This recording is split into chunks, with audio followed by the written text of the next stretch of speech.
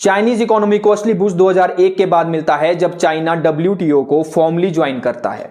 इसके बाद अमेरिकन और यूरोप की कई मेजर कंपनीज अपने मैन्युफैक्चरिंग प्लांट्स को चाइना में लगाना शुरू कर। बेशक से चाइना को पहले दो रेवोल्यूशन में कुछ करने का मौका ना मिला हो, लेकिन डिजिटल रेवोल्यूशन में ये वर्ल्ड के टॉप परफॉर्मर्स में से एक था। चाइना कुछ सालों से यूएसए के साथ ट्रेड वॉर में लगा हुआ है, जहां दोनों देश एक दूसरे के ऊपर बैन और टैक्सेस को बढ़ाते जा रहे हैं। चाइना इसीलिए भी कॉन्फिडेंट है क्योंकि उसने अपने देश में हर प्रोडक्ट को अपने हिसाब से डिजाइन किया है ताकि उसे और देशों के ऊपर डिपेंडेंट नहीं रहना पड़ता।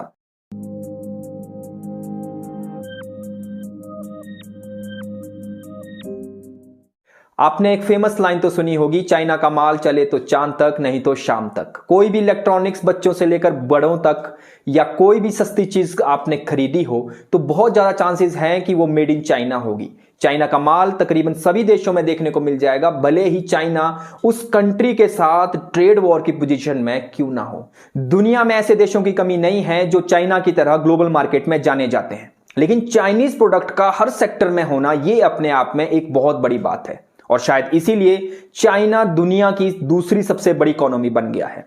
और ये सारा एक दिन या एक साल में नहीं हुआ है, इसके पीछे काफी वक्त लगा है, जो चाइनीज पॉलिसीज का एक रिजल्ट है। चाइना ने भी इंडिया की तरह काफी गरीबी और भूखमरी के हालात देखे हैं।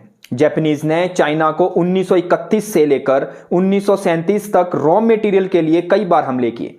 वर्ल्ड वॉर 2 के बाद वहां पर नेशनलिस्ट और कम्युनिस्ट के बीच साल 1945 से लेकर 1949 तक सिविल वॉर चला, जिसमें कम्युनिस्ट पार्टी ने अपनी सत्ता नए सिरे से बनाई और चाइना को एक नया नाम दिया, the People's Republic of China, और माओ जेडोंग नए राष्ट्रपति बने। माओ जेडोंग चाइना में वेस्टर्न वर्ल्ड की तर्ज पर इंडस्ट्रियलाइजेशन को बढ़ावा देने के लिए एक 5 ईयर प्लान में पॉलिसी को इंट्रोड्यूस करते हैं जिसका नाम था ग्रेट लीप फॉरवर्ड पॉलिसी।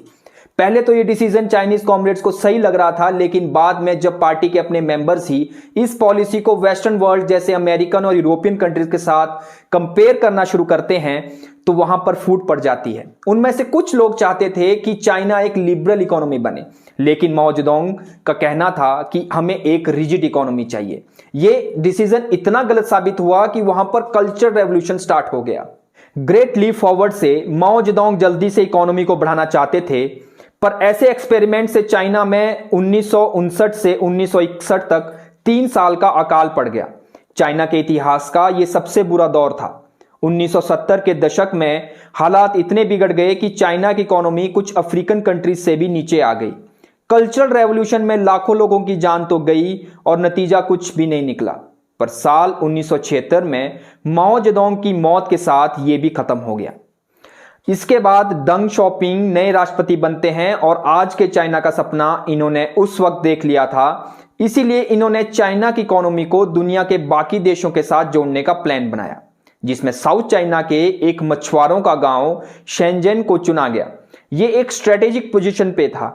उस वक्त चाइना के पड़ोसी देश जैसे हांगकांग, साउथ कोरिया, जापान अपने एक्सपोर्ट्स को बढ़ावा दे रहे थे, तो शेंजन को स्पेशल इकोनॉमिक जोन बनाया गया जो चाइना को हांगकांग से जोड़ने की सबसे आसान जगह थी। डंग शॉपिंग ने अपनी सबसे बड़ी पॉपुलेशन का फायदा उठाया और अपनी सस्ती लेबर के लिए फॉरेन कंपनीज को अपने देश में बुलाया, लेकिन जल्दी ही डंग शॉपिंग को लगा अगर चाइनीज लेबर ही स्किल्ड होगी तो उनका एक्सपोर्ट बढ़ने लगेगा। इसीलिए उन्होंने कुछ फैक्टर्स को अपनी रिकमेंडेशन की लिस्ट में रखा, जिसमें सबसे ऊपर एजुकेशन था।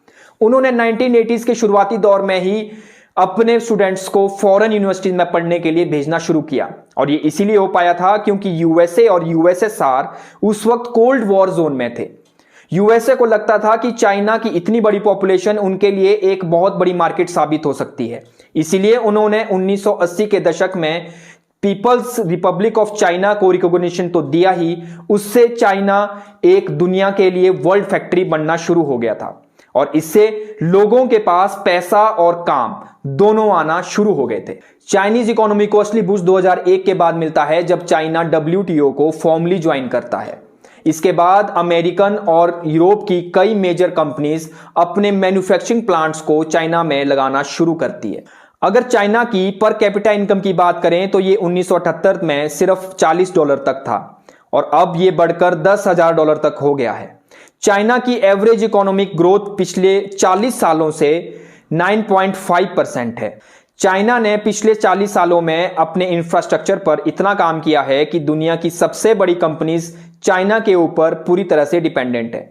चाइना ने अपनी बढ़ती हुई पॉपुलेशन को प्रॉब्लम की जगह प्रोडक्टिव बनाया। चाइना पिछले 15 सालों से मार्केट में इतना अग्रेसिव है कि उसने बाकी देशों को बेल्ट एंड रोड इनिशिएटिव जैसी पॉलिसीज के जरिए अपनी रीच को दुनिया के ऐसे देशों में फैला दिया है जहां पर नेचुरल रिसोर्सेज के भंडार हैं। दरअसल चाइना एक डेट ट्रैप प्लेयर है, जिसमें वो छोटे देशों को उधार देकर इंटरेस्ट रेट के जाल में फंसा रहा है। इसमें सेंट्रल एशियन कंट्रीज, कुछ अफ्रीकन कंट्रीज और कुछ तो हमारे पड़ोसी देश श्रीलंका, नेपाल और मालदीव्स ही हैं। चाइना पूरी दुनिया में अपनी एक्सेसिबिलिटी को बढ़ा रहा है। चाइनीज इकोनॉमी की बात करें तो ये यूएसए के बाद दुनिया की दूसरी सबसे बड़ी इकोनॉमी है, लेकिन परचेजिंग पावर पैरिटी के बेसिस पर ये पहले नंबर पर है। जीडीपी को आसान भाषा में अगर समझे तो ये एक देश की बाउंड्री के अंदर बन रहे सभी गुड्स एंड सर्विसेज की टोटल वैल्यू है। परचेजिंग पावर पैरिटी की बात करें तो मान लीजिए आप 1 किलो सेब को इंडिया में 100 रुपए में खरीद सकते हैं, पर यही सेब आपको अफ्रीका में इंडिया के कंपैरिजन में कितना ज्यादा महंगा मिलेगा, ये डिफरेंस परचेजिंग पावर पैरिटी का इंडेक्स बताता है। क्योंकि चाइना का इंपोर्ट इसके एक्सपोर्ट से अक्सर कम रहता है, तो परचेजिंग पावर पैरिटी बढ़ जाती है। चाइना के पास मैन्युफैक्चरिंग इंफ्रास्ट्रक्चर इतना बड़ा और डिसेंट्रलाइज्ड है कि वो अपना रॉ मटेरियल तो यूज करता ही है, इसके साथ साथ दूसरे देशों का रॉ मटेरियल अपने देश में लाकर फाइनल गुड्स को एक्सपोर्ट करता है। जैसे इंडिया से चाइना को कॉटन और आयरन को एक्सपोर्ट किया जाता है, लेकिन बदले में हम उनसे वेल फर्निश्ड मशीन्स और स्टील को इंपोर्ट करते हैं। चाइना टेक्नोलॉजी वाइज भी इतना तेजी से आगे बढ़ रहा है कि वो दुनिया में एपीआई, एक्टिव फार्मास्यूटिकल इंग्रेडिएंट का नंबर 1 प्रोड्यूसर है। कुछ टाइम से आपने न्यूज में सुना होगा कि सेमीकंडक्टर्स की कमी चलते गाड़ियां अवेलेबल नहीं हो पा रही हैं। ये सेमीकंडक्टर्स भी चाइना और ताइवान ही सबसे ज्यादा एक्सपोर्ट करते हैं। चाइना में शुरुआती दौर में जापानीज और साउथ कोरियन कंपनीज ने अपने देश में लैंड की कमी के चलते अपनी मैन्युफैक्चरिंग यूनिट्स को चाइना में खोला। धीरे धीरे इनकी टेक्नोलॉजी को कॉपी करके अब चाइना इनसे इतना आगे निकल गया है कि चाइना दुनिया की सबसे बेस्ट क्वालिटी भी डिलीवर करता है और साथ में सबसे सस्ता आइटम भी बनाता है। चाइना में फॉरेन पेटेंट्स को कॉपी करने के लिए कुछ खास लॉज नहीं बनाए गए हैं। इसी वजह से हमें चाइना में दुनिया के ऑलमोस्ट सभी पॉपुलर ब्रांड्स की कॉपी मिल जाती है। ये इसीलिए भी है क्योंकि वहां पर जो भी बड़े बड़े बिजनेसेस हैं उनमें कम्युनिस्ट पार्टी के शेयर्स रहते हैं। इंडस्ट्रियल रेवोल्यूशन की बात करें तो इसे जनरली 4 फेजेस में बांटा जाता है। जैसे सबसे पहले स्टीम इंजन आए, उसके बाद इलेक्ट्रिसिटी का दौर आया, 1990s में डिजिटल रेवोल्यूशन आया, और जो नेक्स्ट आने वाला है वो आर्टिफिशियल इंटेलिजेंस का होगा।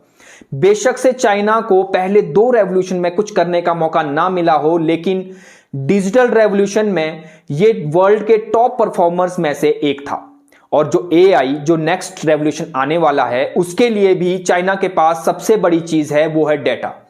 क्योंकि एआई उतनी ज्यादा एक्यूरेट होगी जितना ज्यादा डेटा होगा, और डेटा उतना ज्यादा तभी हो पाएगा अगर पॉपुलेशन आपके पास ज्यादा होगी। इसीलिए चाइना ने 5G में भी एआई तक को इंक्लूड किया है। चाइना कुछ सालों से यूएसए के साथ ट्रेड वॉर में लगा हुआ है, जहां दोनों देश एक दूसरे के ऊपर बैन और टैक्सेस को बढ़ाते जा रहे हैं। चाइना इसीलिए भी कॉन्फिडेंट है क्योंकि उसने अपने देश में हर प्रोडक्ट को अपने हिसाब से डिजाइन किया है ताकि उसे और देशों के ऊपर डिपेंडेंट नहीं रहना पड़ता। यही वो कुछ रीजंस हैं, भले ही चाइना फॉरेन ब्रांड्स की कॉपी करता हो, लेकिन अपने देश में फॉरेन एडॉप्शन को नहीं होने देता।